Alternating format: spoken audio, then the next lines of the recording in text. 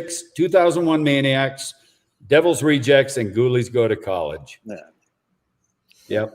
And we are live on the air. You guys watching, we're honored tonight to have Mr. Kane Hodder, a.k.a. Legendary. Voorhees, a.k.a. he killed everybody in the Brother on film. That's right. Woo. By the way, I don't think there's an actor around that has murdered more horror actors than myself. Hell no. Right? I mean, you name a horror actor. Can't be done. Known, and I probably killed him somewhere. Yep. Or gruesomely too. I mean, gruesomely. And Mark and I have done a few movies together. Yes, we have. I think I was fairly violent in all of them, except maybe Devil's Rejects, because I didn't really play a character. But you were telling people how to be violent. I remember that. I remember at the Firefly house how you were getting them all in position, having the stunt guys fighting. You're a great stunt coordinator. People don't get, they don't get to see you in that action. I've got to see you in that arena, and you're brilliant, and you're extremely safe. We had so many guns going off. You're really good.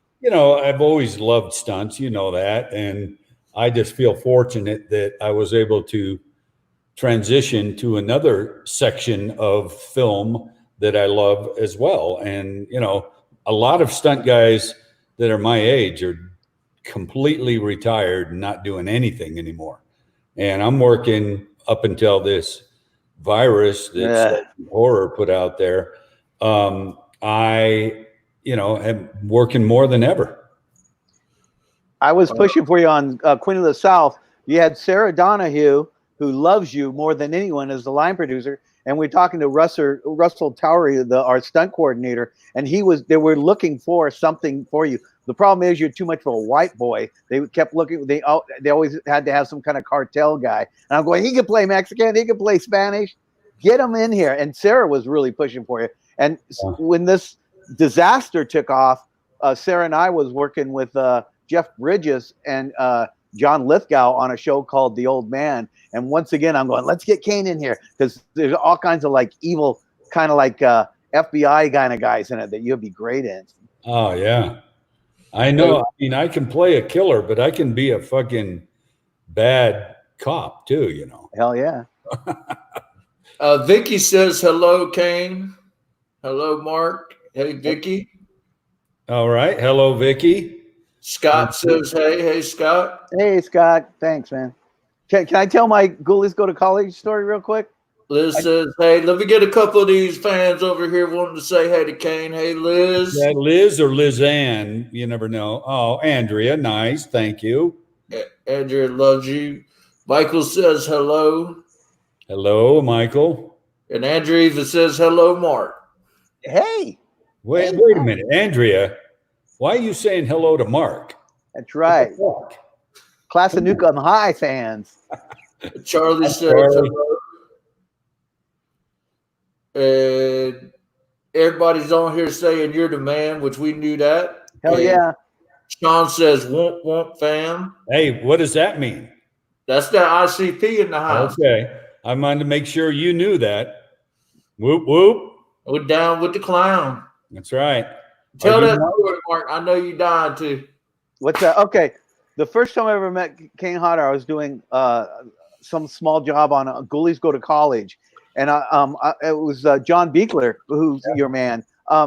Before you tell the story, what was my scene on camera? In Ghoulies Go to College? Yeah, do you remember? No. I was a janitor at the college. That's right. Yes. I got hit with the mop bucket, and I had my ass in the mop bucket going down the stairs. Quite a stunt, I must say. I have to watch that. I haven't seen that film in decades. I got to find it. I don't have it. I know I do I'm an extra in a truck, and I drive by the Alpha House or whatever. But anyway, when I found out that Kane was a stunt coordinator, my head exploded. And all I want to do is hang out and ask him Friday the 13th questions constantly. And one night I was wrapping everything up. Nobody was there. I'm walking out of the building, and he grabs me from the darkness, just out of the darkness, grabs me, throws me up against the wall, and takes a cordless drill gun to my head with a big drill on it. And I was just, I'm so happy. This is the greatest day of my life.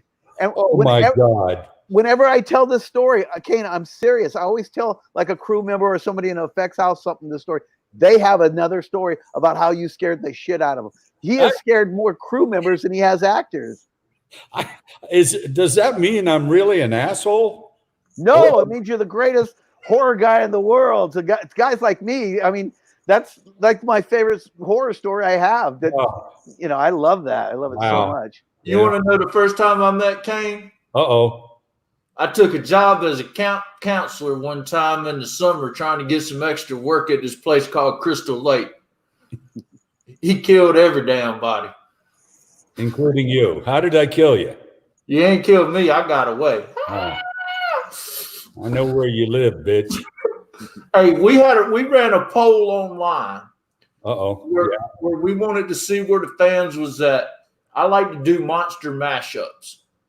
And I wanted to get your thoughts on this. We matched up Uber Jason versus Arnold Schwarzenegger, Terminator, the original. That might be a good one. How do you think that would play out, Kane? Well, you know what I'm going to say. Uber Jason would beat Schwarzenegger's ass. But you know, it would be a good fight. And I'm trying to remember. I don't think I've ever done anything with Arnold. Have I? Did I ever work with him? Because I've worked with a lot of big shots, but I'm checking it right now real quick. Work with. Sorry. Am I off camera when I'm doing this? No, we're here. But you're good. They want to see your pretty face, Kane. Arnold Schwarzenegger. What is that? That's somebody's name? It's a real name on IMDb. Wow. Well, when you worked on Monsters with Charlize Theron, what was that like to work with such a high-profile actress? Well, yeah. I mean, you know, she was pretty well known then, but not like she is now. That kind of made her career, that movie. Yeah. And, you know, it's funny because when I was there the whole time, because we were never sure. Patty Jenkins directed, who went on to direct Wonder Woman. Wow. Which would have been nice to work with her again. But she and Charlize had a great relationship on the movie. And there was talk while we're shooting the movie. People are joking, like not joking, but saying, I think Charlize is going to win an Oscar for this role. And everybody else is thinking, well, she's doing great, but this is such a small movie, and which it was a very small budget. And nobody really thought that enough people would see it to justify that. And sure enough, that's exactly what happened. She was amazing to watch. I always credit Charlize with a big portion. If I have any acting ability, it's because of watching her in particular, because, you know, I was a stunt coordinator. So I'm not involved in every single shot, which means I can observe an actress preparing for scenes without being obtrusive. You know what I mean? I could just be off to the side. Everybody else on the set is involved in doing something every shot.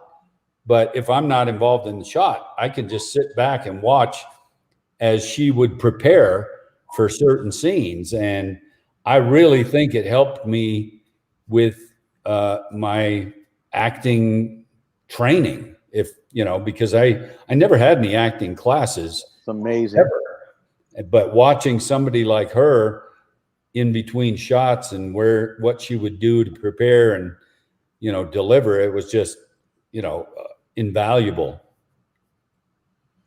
Yeah, we have one of the fans wanted to know, what was it like working with Twisted? Well, they're buddies of mine, so I love anytime I can do anything with them. I've been a fan of their music for a long time, and they are just really good guys that are great to their fans. and tremendous to work with because they are very much like me. It's hard to really put into words, but they are fucking crazy and creative, but they never cross a line. You know what I mean? So many creative, crazy actors, performers are like that, but then they go way too far, and it's like, what the fuck are you doing? But Paul and Jamie are very, very good at what they do and good to their fans, but just they keep their shit together. And I appreciate when people become in the public eye, but they don't change at all. And I've always tried to, keep that in mind as well, because you guys know, I never expected to sign an autograph in my life. I just wanted to do stunts, and I was happy doing that.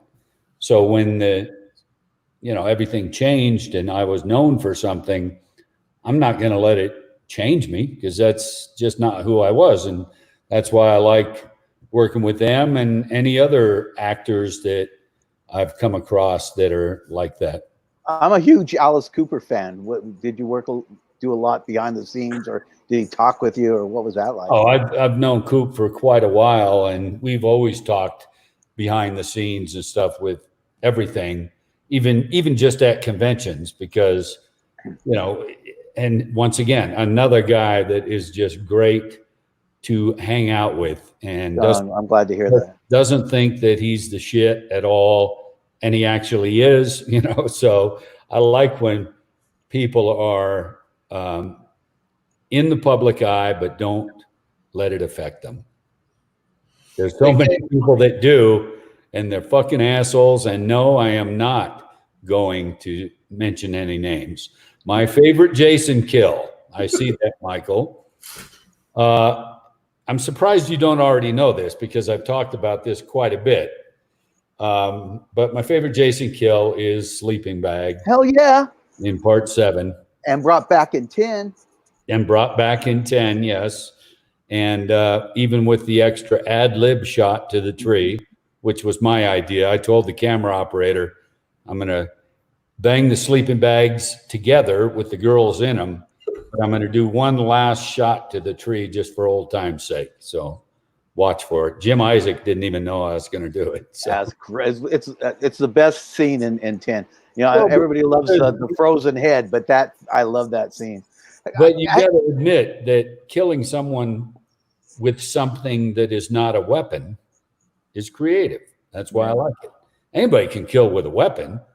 When you kill with something that's supposed to provide comfort, and you use that to kill someone, that's pretty creative. I have a quick question. I'm sorry to bug you guys.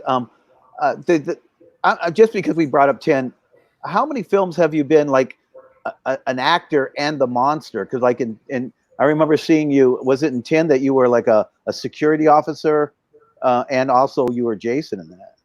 In Jason Goes to Hell. That's what it is. Of course. Yeah, because so many days the evil of Jason took another form, so I didn't have to be in the makeup. So I thought, why not be a victim? I've always wanted to be a Jason victim. That's so cool. So sure enough, I was. I don't know if there's any other Jason actors that were victims of Jason as well. Are there? Not that I know of. Mark, who's your favorite Jason actor? What's his name? He was in Kane Hodder. Oh, Kane Hodder's my hero. Are you serious? Oh, okay. Everybody that knows Friday the 13th movies without Kane. What's that? I didn't ever watch any Friday the 13th movies without Kane. But here's a question, a legitimate question. Who's your favorite Jason performer? Not saying that it's me, but discounting me, who do you think did the best job as Jason besides myself? I honestly like 6 a lot. I like that Jason. I can't think of his name right now. I don't. CJ. Yeah, of course. I think he did the best job as well. Nice. Ted White also did a good job. Right. And then next would be Brooker for me. You know why I love your Jason, and before I even knew you, is because you made Jason smart. When he was standing there, and of course you're, the breathing, but he's thinking. He's scary that way. He's not just some, you made him look like he's thinking. He's calculating. There's a reason why he can walk and catch these people running. He knows his shit. I love that. Yeah, I always, you know this, but I always thought that when Jason in the previous films was just staring at someone, he oftentimes just looked like a mannequin. And I thought, what could I possibly do? I was at Beekler's shop in a makeup test with all the stuff on and staring at myself in the mirror and saying, what can I do to make myself look like I'm about to explode or pounce or whatever without really moving? And that's when I developed the breathing thing. And to me, when I looked in the mirror and saw the breathing, I was like, holy shit, he's about to do something, even though really not moving much more than just being stationary, but somehow it added another level of intensity, I thought. So I had a buddy of mine. He went to one of them fancy pants acting schools and got a 4-year degree. Yep. He said they taught acting, like, I don't know the professional term for it, but when you're acting and don't speak. Mm-hmm. And he said the professor actually told him to study you. Wow. Really? Yep. Wow. Meisner method. Kane Hodder Meisner method. I love it. Wow, that makes me feel good, man. That's nice that someone who instructs people in something enjoyed my performance, because it's easy to be terrifying when you can use your face and your voice, but when you can't use either one of those, really difficult. And I think some of the other guys that played Jason, didn't take that into account. They just, when they were doing something violent, fine. But in between, to me, they just looked like regular guys walking around. So, yeah, I never really, I felt like that whole breathing thing just set things off. And the other ones, the Baghead Jason was pretty cool. But other than that, I think it's you all the way. I always wondered, what's your thoughts on if you pitted Jason versus Victor Crowley? Very, very slight edge, very slight to Victor, because I always played him as a little less predictable. And now that's saying that you may know what Jason's going to do because he's a little more predictable. Doesn't mean you can do shit about stopping it. But I thought Victor was always a little more manic. And to me, that might slightly give him an edge in a battle. I'd like to do that movie, though. Play both characters somehow. Yeah, that'd be badass. Victor Crowley, though, it seems like he every kill he wants to make different. Those kills are always off the hook. With that Adam Green directed, he went out of his way to just like every kill to be exciting or different, or which was cool. Extremely brutal. Yeah, like with some of the Friday kills, I felt like I wanted to add my own flavor to make it a little more interesting. But with the hatchet stuff, I almost never changed anything in the kills because they were already written so graphically that I just had to perform the kill instead of trying to enhance it, And once again, hey, you played the father and the killer too. In that. Yeah. Now, some of the fans have been asking, how can they get your autograph, with all the conventions and appearances? I'll put your website on the bottom. It's KaneHodderKills.com. Correct. they can Ever look wanted at anything from Kane, that is the place to go right there. Yeah, and then it's been a lot of fun. I've been on Cameo for a while too, and I don't know if you know what Cameo is. You can purchase a personalized video message from your favorite actor, and I think it's a brilliant business. Can't believe somebody didn't come up with it before. But if somebody's a big fan of, say, my work, and they get a message on their phone, a video message from me saying happy birthday and whatever it is, that's pretty cool. I mean, I would enjoy that from certain people too. So that and the KaneHodderKills.com has been doing very well. Yeah, I definitely, I will actually have to get one of those. So they can go on Cameo, type in Kane Hodder, and buy a personalized message. So, like, if they wanted to propose to their girlfriend, that's wonderful.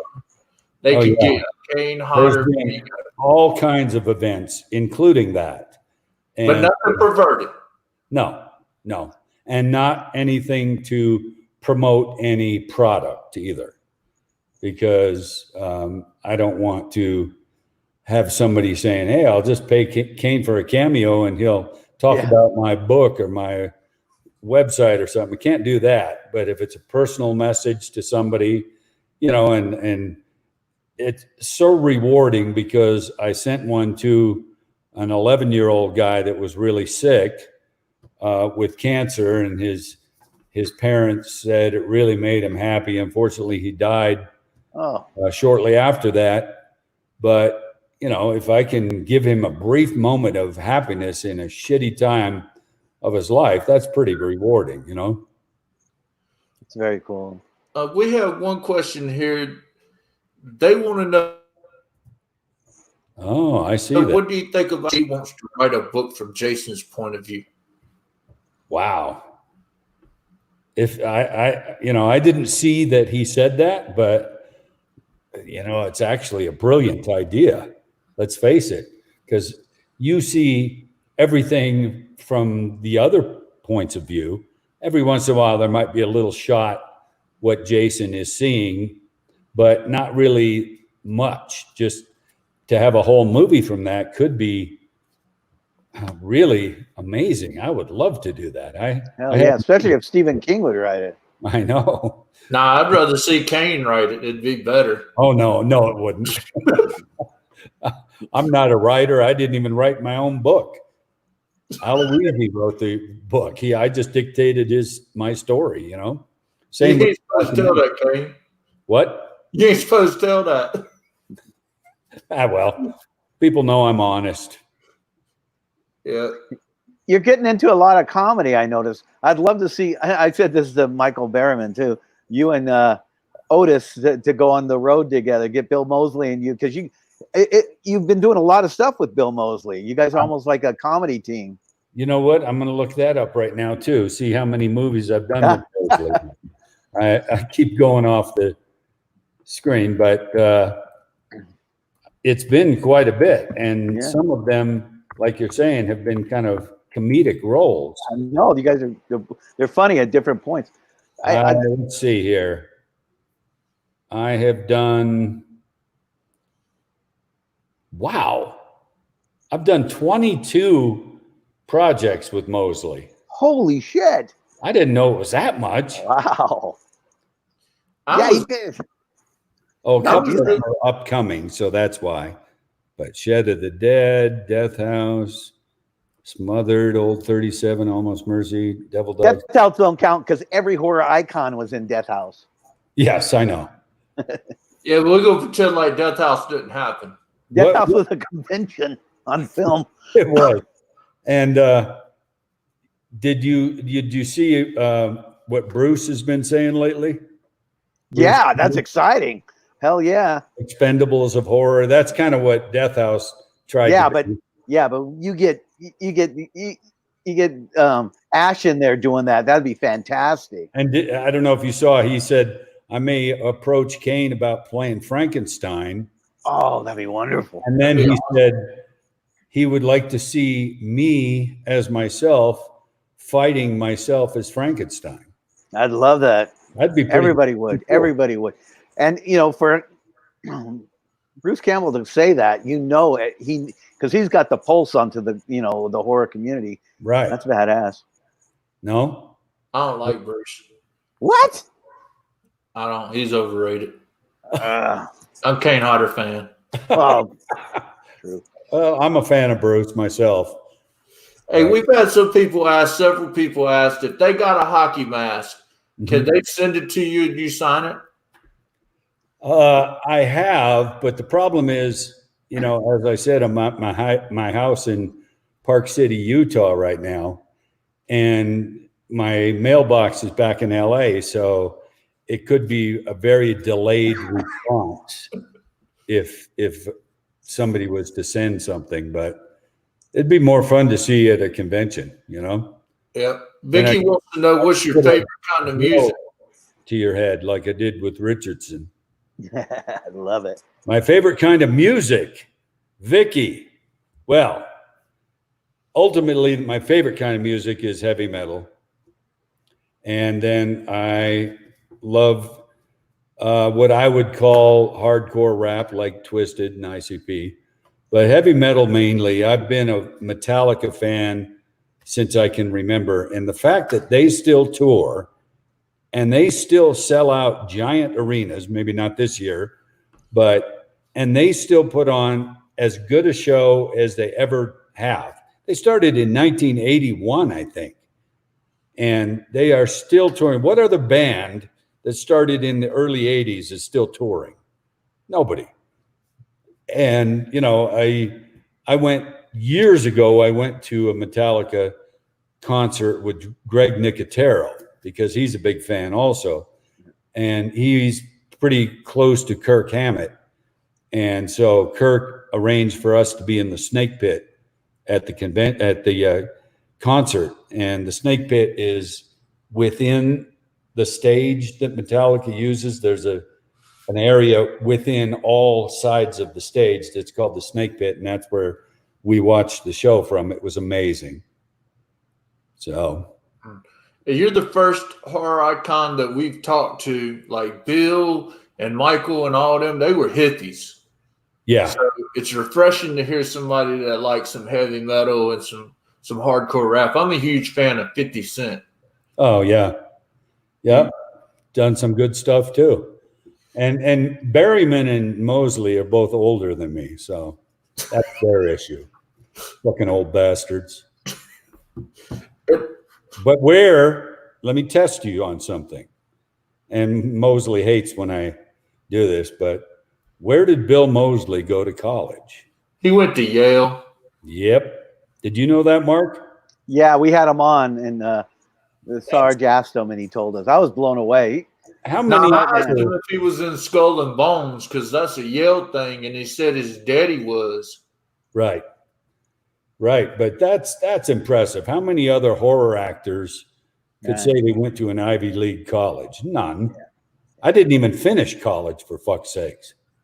I went to 3 semesters at University of Nevada, Reno, and then quit to try and get into the stunt business. So. Yeah, you went to stunt school in Santa Monica, didn't you? Yeah, I sure did. Paul Stater's stunt school.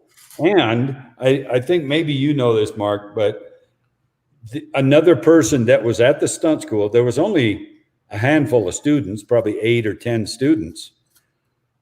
One of the other students that was at the school when I was there was Tom Morga. And he, as you know, played Jason in part 5. Wow. Isn't that unusual to think that we were both at the same little tiny stunt school? Wow. It was in a gym on the main street in Santa Monica, and we both went on to play the same character. Well, it's a trip. He kind of did, but wasn't really Jason, so I always give him shit about that. Well, you were Jason, but you really weren't, right? You were Roy. Hey, I I was always one. We got a lot of fans on here wondering about the current situation of Friday the 13th. Mm-hmm. And best that I know, it's in litigation. The judge is waiting to render an opinion. The COVID-19 has kind of pushed the courts back a bit. If they come out and they decided they wanted to reboot it, would you definitely be ready to step into the role of Jason Voorhees?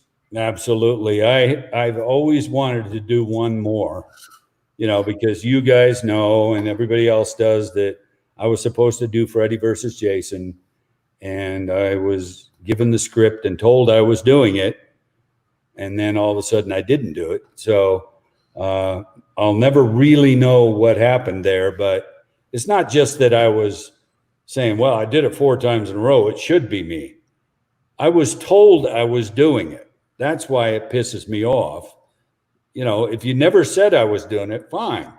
Things change. I know that. It's Hollywood. Whenever you think you're set somewhere, you're not. So I wouldn't have been surprised. But when I'm told I'm doing it and given the script, and then I don't do it, that's way worse. So I would love to do it one more time. I can still kick some ass. And if you don't believe it, Mark, I'll show you again next time I see you. Yeah, I look forward to it. I don't need any goddamn drill gun either.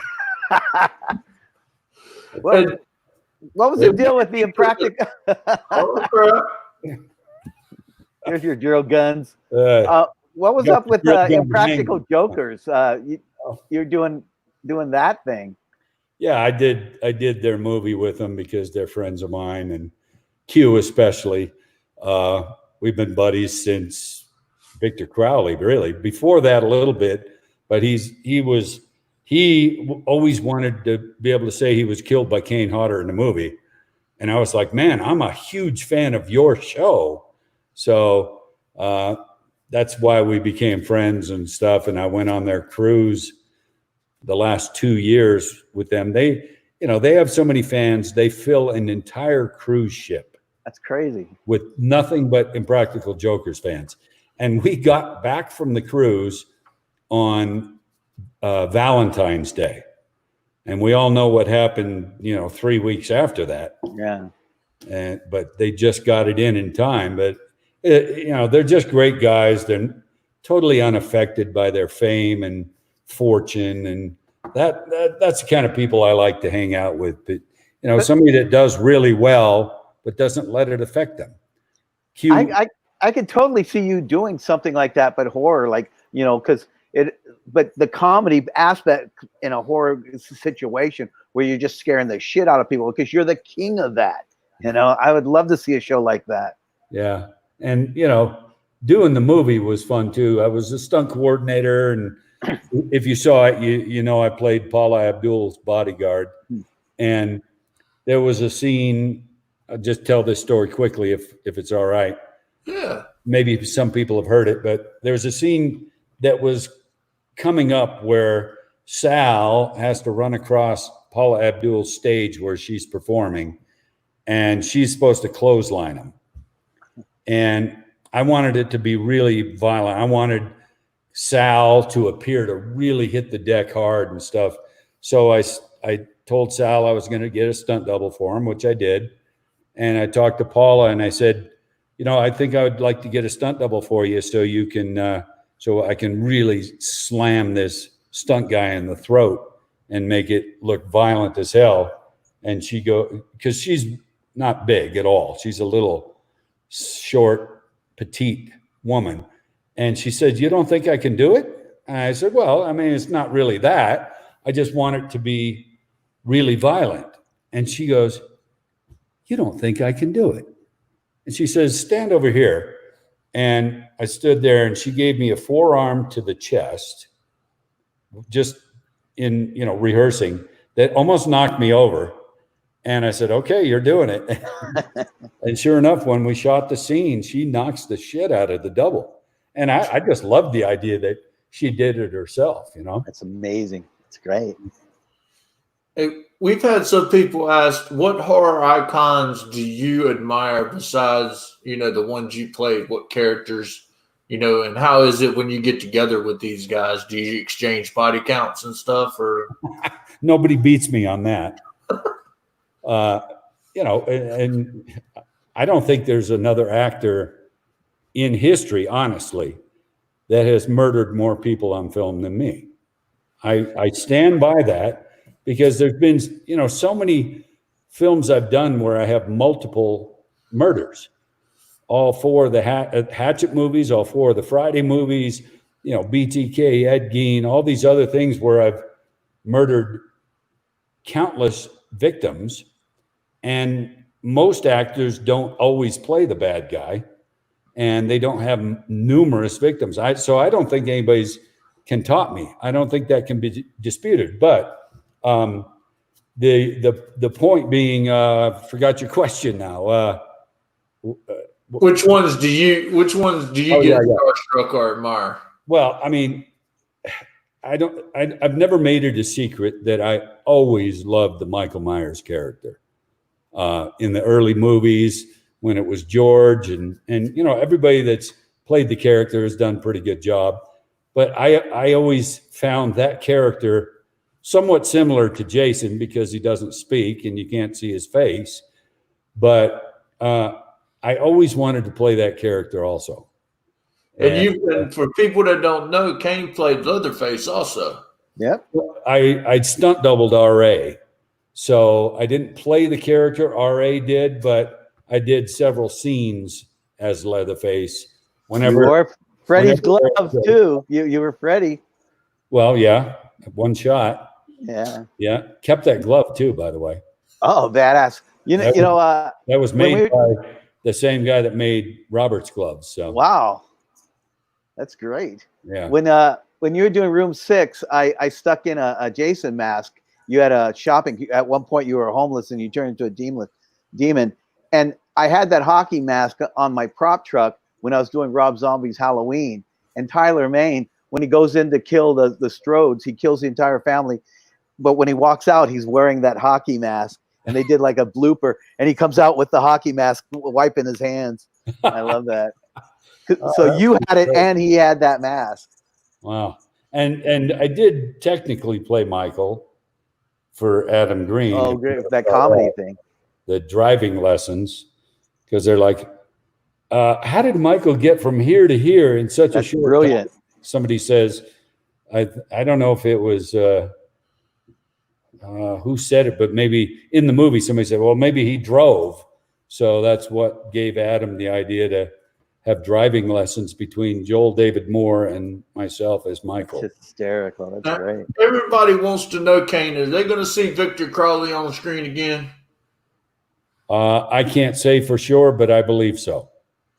I mean, my thing has always been, and I tell these guys, if you guys want to see something, shoot, send some money over to the directors. The hardest part now is getting the funding. So when you see these GoFundMes for these projects and stuff, support them, you know? Yeah, I would love to do another one or two even. Because, you know, the fact that we did Victor Crowley in secret and revealed it at for the audience that thought they were seeing a retrospective on the Hatchet movies, and all of a sudden they're told, oh no, it's the new Hatchet movie, Victor Crowley, and they were the first audience to see it.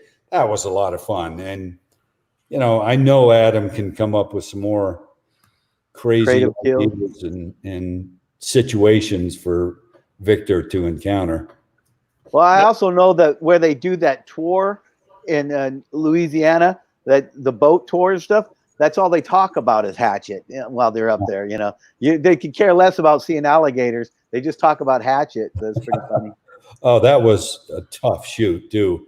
When we did the third one down completely in the swamp, that was not easy because that makeup is very hot.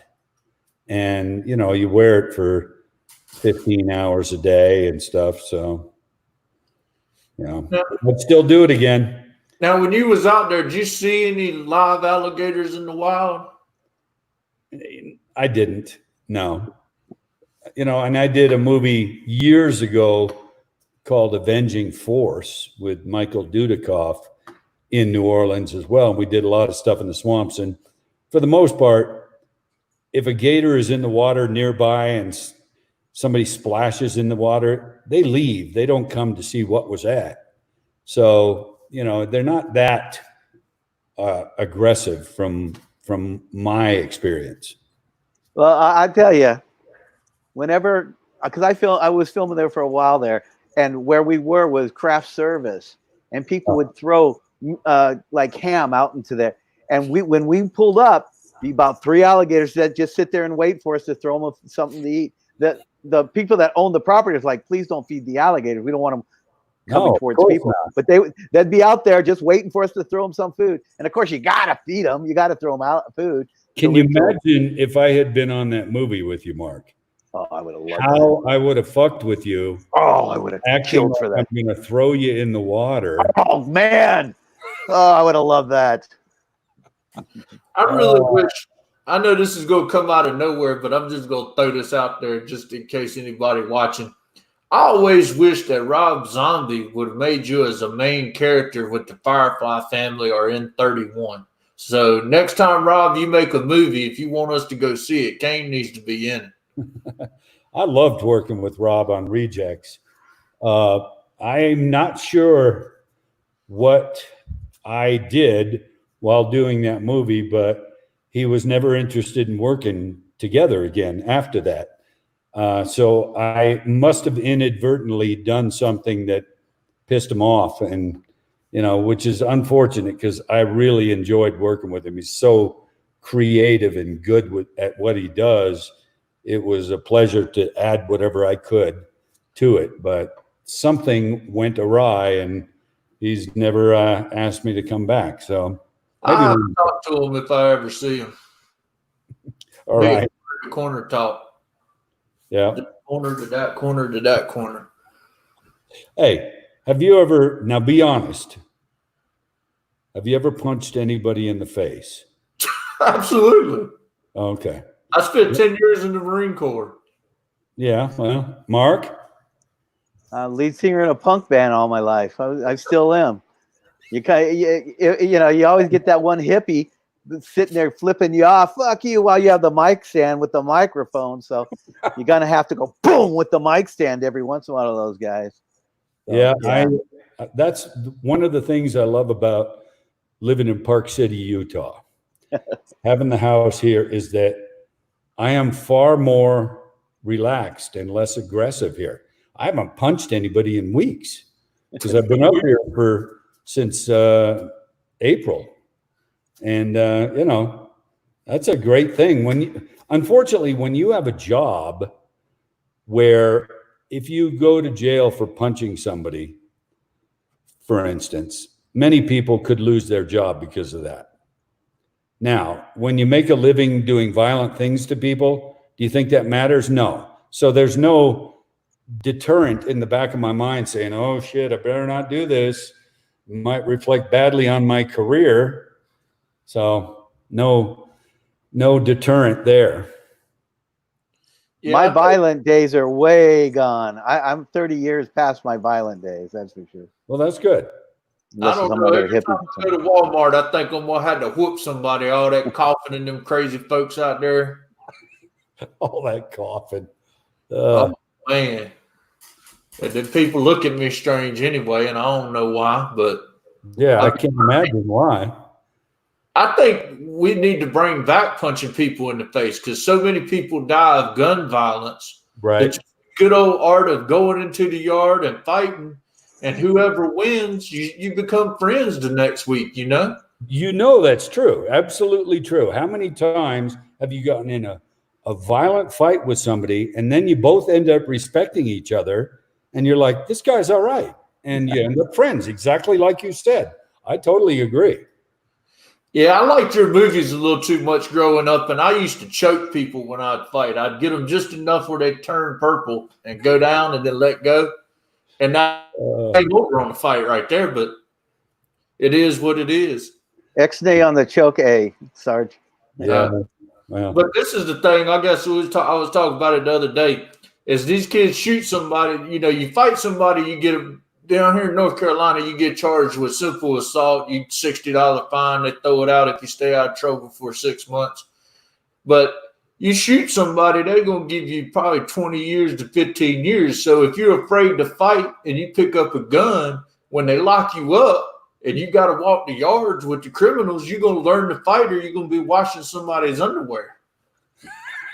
Or worse, as we know. Hey, some of the guys wanted to know, well, Liz, she wanted to know, do you have any hobbies besides killing people? Well, Liz, yes, I do. I like also injuring people. No, who doesn't like that? But no, if you're being honest about it, I love playing poker. And Wow. I play in the World Series of Poker every year in Vegas. I'm even going this year. All the events for the World Series of Poker are online this year, but they're still happening. So, when you see someone win a poker tournament and they win $10 million for winning a poker tournament, that's pretty damn good, if you ask me. Wow. And, that's the big event, the main event, of course. But there are so many others that, there's like 72 events or something like that in the World Series of Poker. And they vary. You can win anywhere from, 80,000 to 10 million. So, and I just love the psychology behind poker. You're not just playing cards. Maybe online you are because you lose a certain aspect. But when you're playing poker, you're watching everybody at the table, how they react to things. And you remember that so that next time you see them react a certain way, then you can almost determine what their cards are without even seeing them.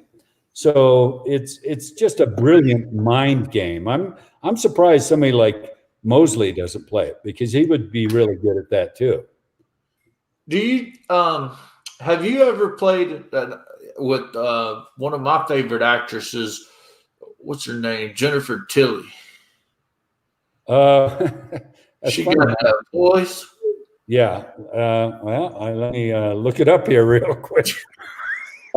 My wife actually, way back, I believe, used to babysit for Jennifer's kids.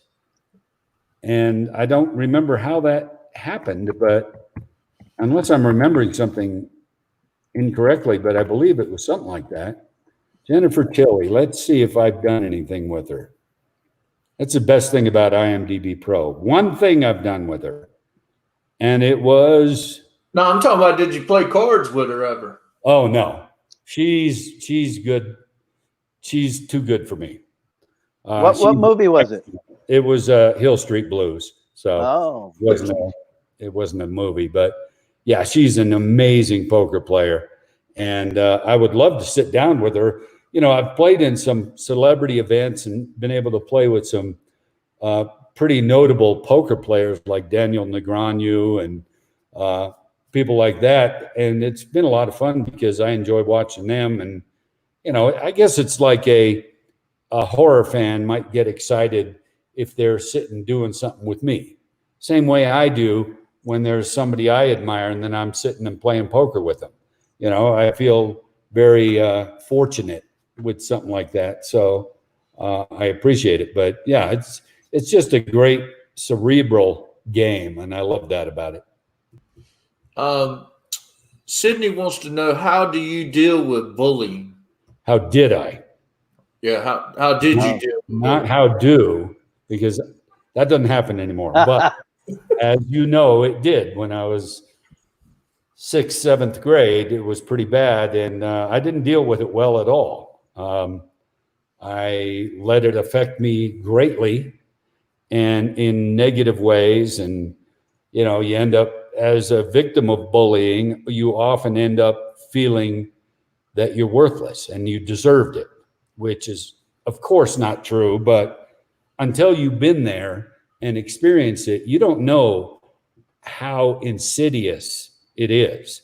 not just the physical stuff. That's almost the easy part, but how you feel about yourself and how did I let this happen, and you internalize it. And so I didn't deal with it very well at the time, and that's why whenever I can, I speak about it, because with any situation, physical, anything traumatic, if you can talk to somebody that's been there, and you can look at them and say, wow, this person seems okay, and they know what I feel right now. So it's just like how I talk to burn patients when they're going through it, because when you can talk to somebody that's been there, it is absolutely invaluable. You will listen to every word they say because they know. So I just try to help anyone I can, do speaking engagements about it, and just say, I understand you can't turn it on yourself and think poorly of yourself just because you can't stop it. It's just, unfortunately, that's the bad thing about it. You end up feeling poorly about yourself, and you shouldn't. So, K. John want to know, will they read the questions on YouTube? Yep, K. John, drop a question on your YouTube comments and we'll read it.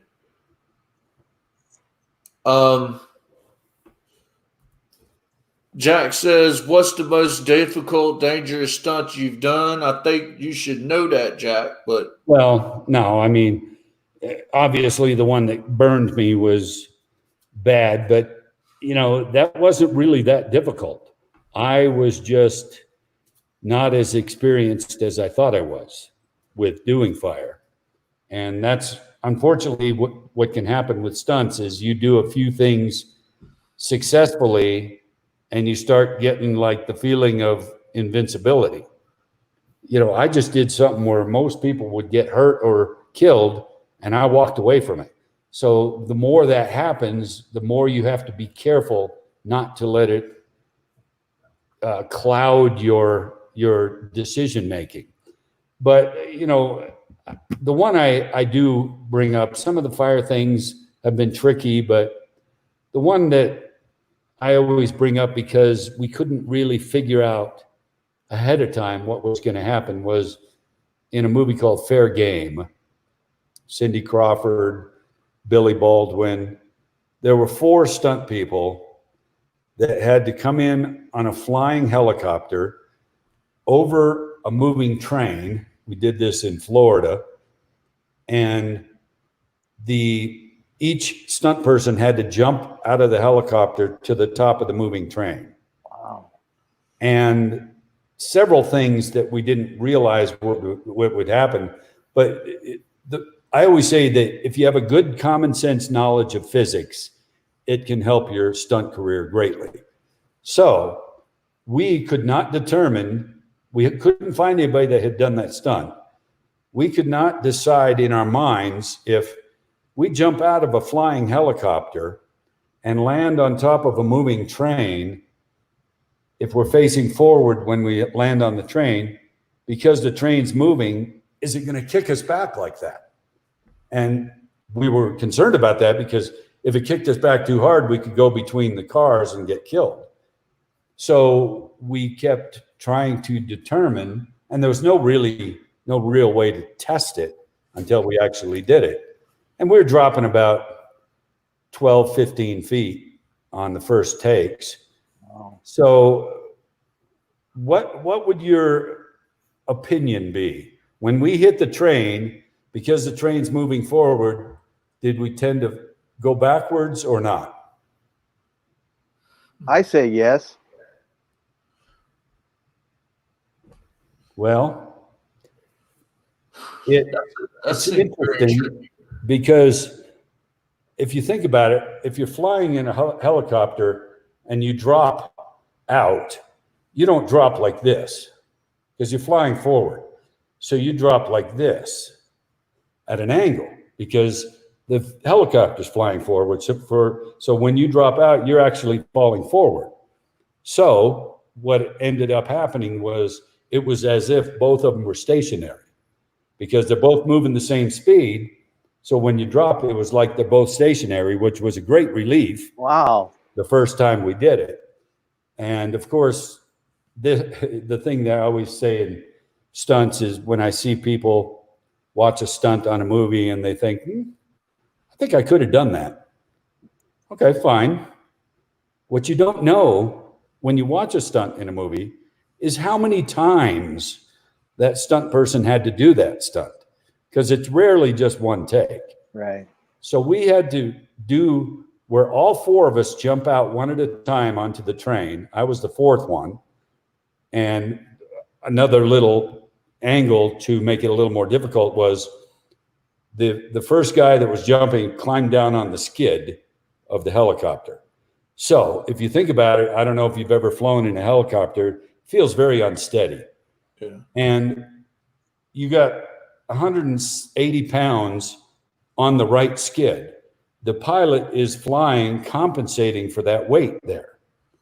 So he's trying to fly straight, but he's got to compensate with the stick with the weight over there. As soon as that weight jumps, the helicopter goes like this, and he has to come back over the train again. Second one jumps, same thing. By the time I went as the fourth person, the fucking thing was all over the place. Wow. So it made it a little more tricky. And then, so we did 3 takes. And by the way, it was at night.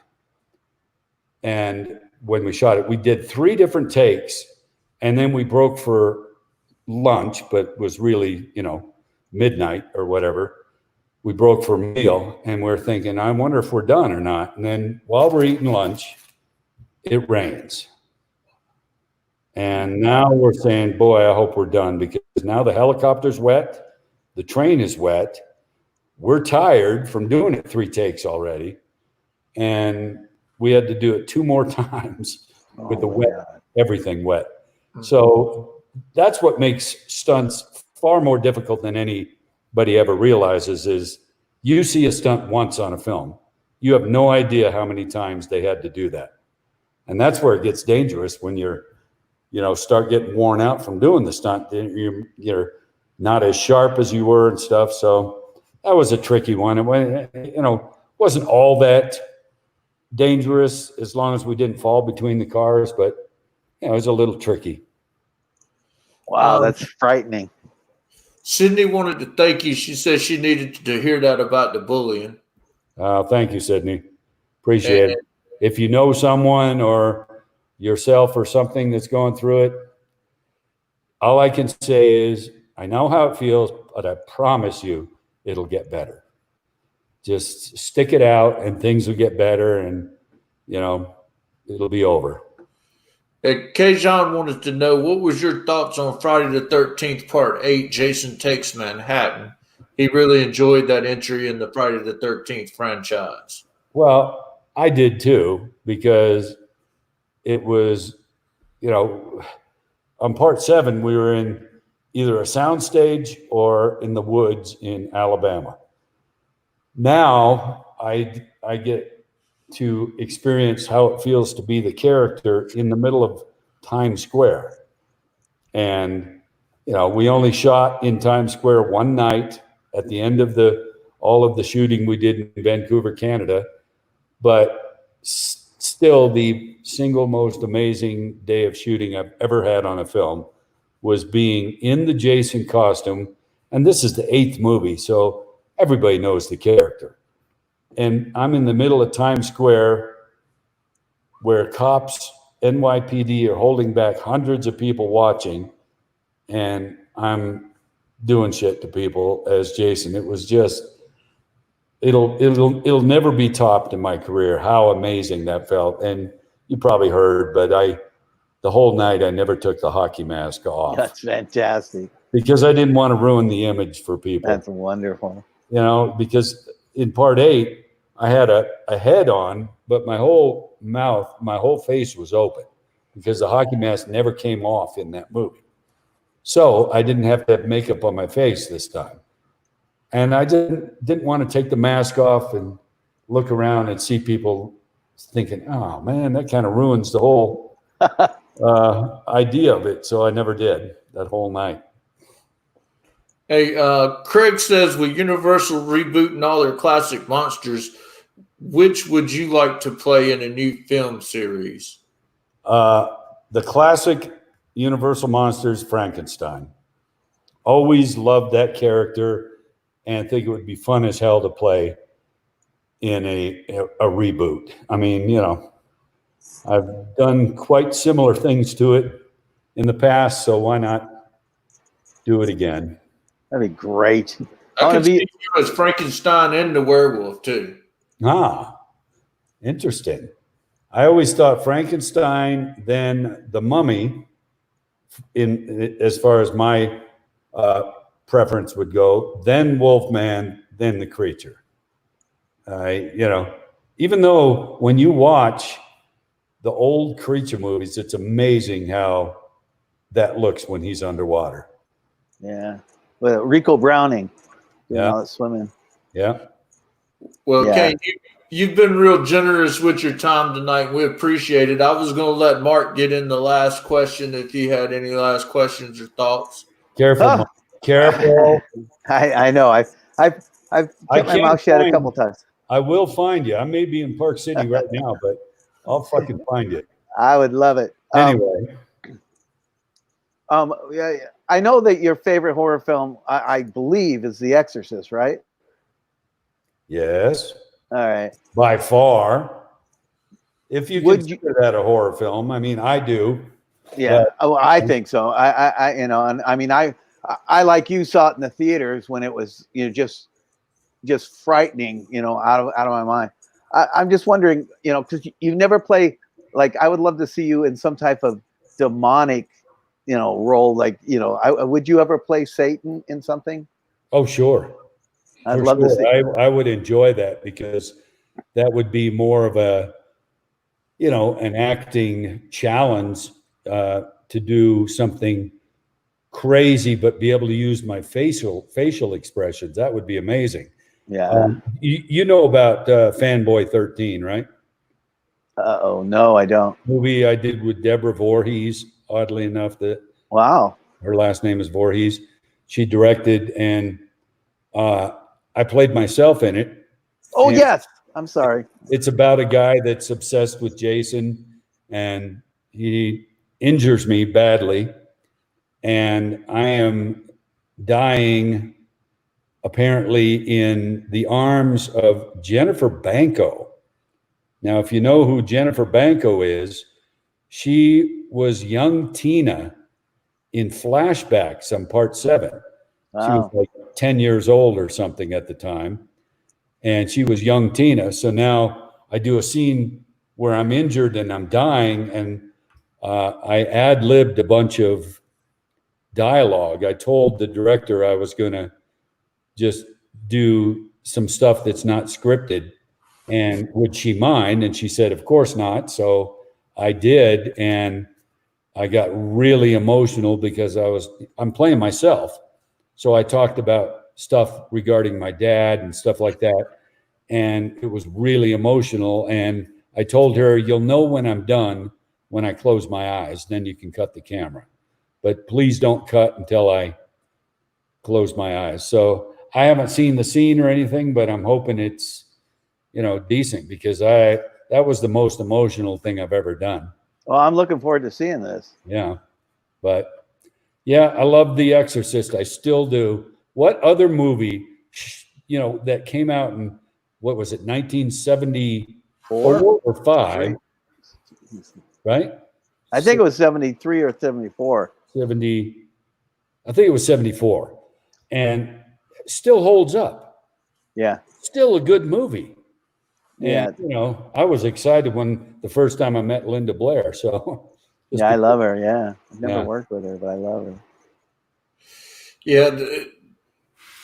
I really appreciate the fans. Really appreciate. We got a lot of questions that came in that we couldn't get to, but if you guys want, a lot of people are asking about shout outs from Kane. If you want a shout out from Kane, he's on Cameo. We'll post a link on Mad Monster so you guys can come and get some information on how to connect with Kane during this time that we're all social distancing. We appreciate you. You got any last words, Kane, to take us out? No, I just appreciate I've always appreciated everybody that's enjoyed my work.